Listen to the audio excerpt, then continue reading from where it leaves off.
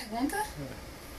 Então, Lia, bom dia. A gente queria que você falasse um pouco de como é que você vê esse domínio sobre a água e como é que isso está imbricado nas relações do biopoder, da biopolítica, como é que a bioética também entra nesse campo. A água, não é? A água e vida são coisas separáveis, né? Porque a água está na toda a constituição de todo ser vivo, está na base da água. E isso então, é indiscutível. No entanto, a água tem sido vista como uma commodity, como um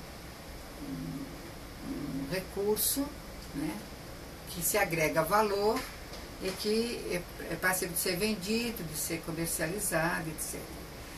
A gente já tem isso na forma de prestação de serviços, quando a água in natura sofre contaminação e precisa de um tratamento de água para poder as pessoas beberem. Então esse custo é repassado pelas companhias de água. Então aí já tem um problema de iniquidade social relacionada a quem acessa a água. Então, apesar de as estatísticas dizerem que no Brasil nós temos mais de 90% da população coberta por água tratada, a gente sabe que isso não condiz com a dimensão do real, na medida que, na verdade, a água não está na torneira das pessoas. As pessoas passam, né, principalmente as pessoas que vivem na periferia e tal, passam ciclos, né, de racionamento, água fornecida de maneira alternada,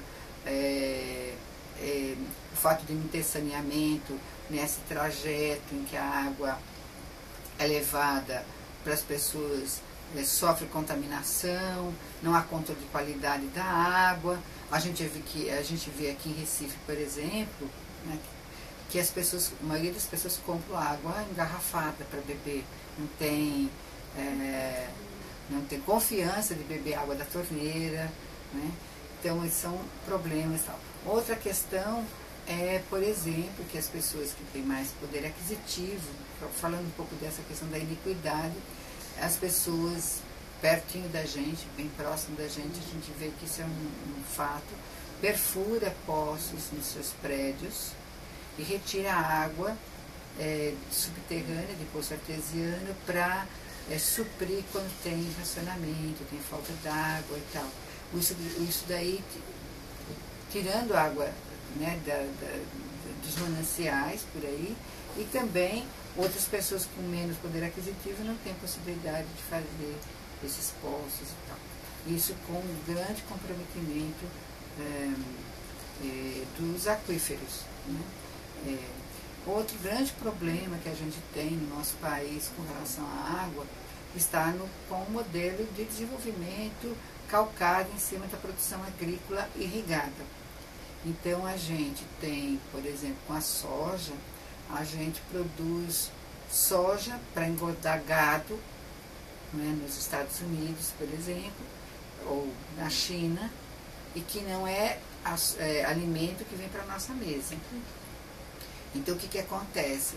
Toda a estrutura do agronegócio na produção dessas commodities agrícolas é com base na ampliação, né, da fronteira agrícola, portanto em cima das florestas e em cima da água. Então, para ter uma ideia, vocês terem uma ideia do absurdo disso, a safra de soja de 2004 vendida, não é, para a China, só é uma safra, consumiu 45 quilômetros cúbicos de água, quando você precisa de 65 quilômetros cúbicos de água para dessedentar todos os humanos do planeta. Então, para vocês terem uma ideia de que nós estamos exportando com a soja, não é? Também os nossos recursos em termos de biodiversidade e de água.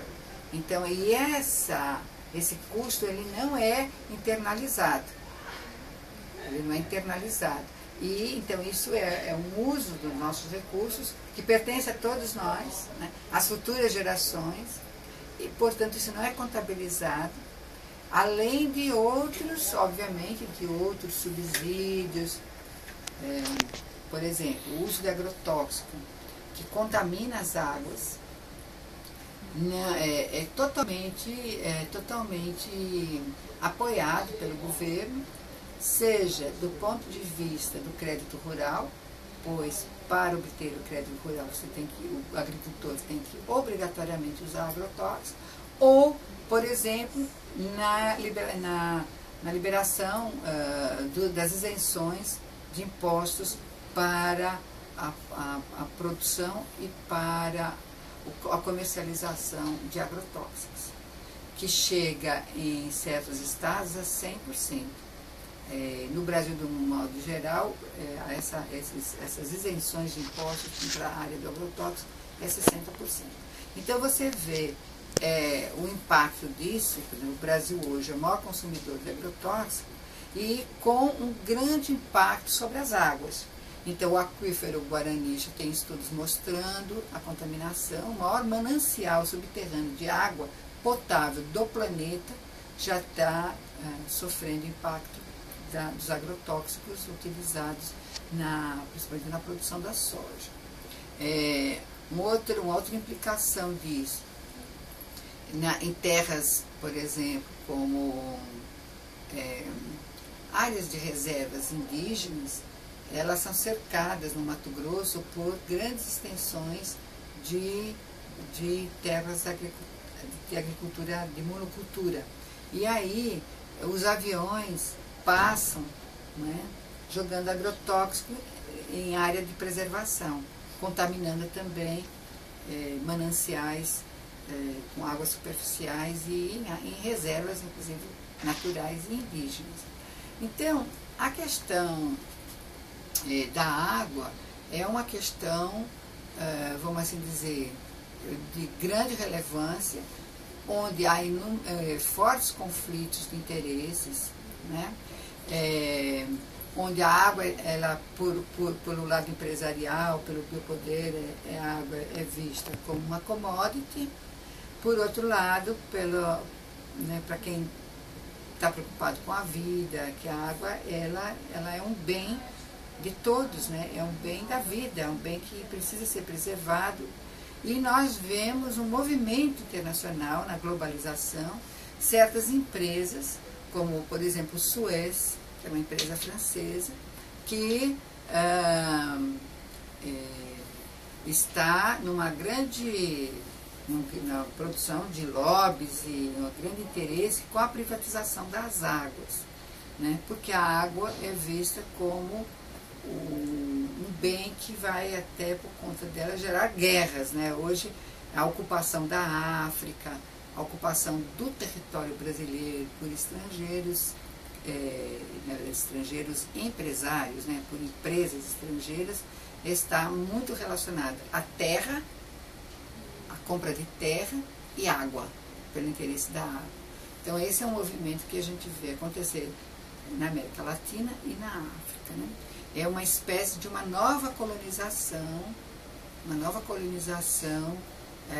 a colonização do século XXI, dos tempos de globalização, vem por essa outra vertente, comprando terras e privatizando as águas. Então, temos aí um cenário, vamos assim dizer, importante para a gente se posicionar, principalmente porque a vida depende da água. E aí a gente vai estar, de fato, com um grande comprometimento, seja da quantidade do acesso à água, como em relação à qualidade da água. E aí vai ser muito caro. A própria processo da transposição de São Francisco, que é uma questão polêmica, que está dentro do modelo de desenvolvimento brasileiro atual, que é o plano de aceleração do crescimento. O discurso vem que é para sedentar o povo que está no semiárido, etc., o pessoal sujeito à seca, mas a gente sabe que essa água, ela não vai, a água do São Francisco, ela não vai chegar às populações rurais que estão dispersas no território. Ela está sendo, na verdade, a integração das bacias vai para atingir áreas agricultáveis com agricultura irrigada e, portanto, para mais plantação de monocultivo, né? Então, seja no Ceará, principalmente no Ceará. Então, a gente está diante de uma situação, não é, importante do ponto de vista ético, com relação a esse bem maior que é a proteção da vida, né? E a questão da água é essencial, é um bem de todos, né? E que tem que ser protegido também para as futuras gerações, não só para atender as nossas necessidades hoje, mas, né, dentro de uma ideia de sustentabilidade que hoje a gente tem dificuldade até de manter essa palavra sustentável, sustentabilidade. Tamanho é a apropriação por parte de grupos econômicos no sentido de uso desse discurso da sustentabilidade, da economia verde, né? Quando a gente então tenta pautar a discussão para um desenvolvimento humano, né? Que busca de fato o bem viver, né? A questão da equidade social, da justiça social, da justiça ambiental. Então essa questão do direito humano, ele está muito relacionado, né, com essas questões também, né? Então, estamos nessa discussão e acho que fazer uma discussão do ponto de vista bioético com esse tema é bastante relevante.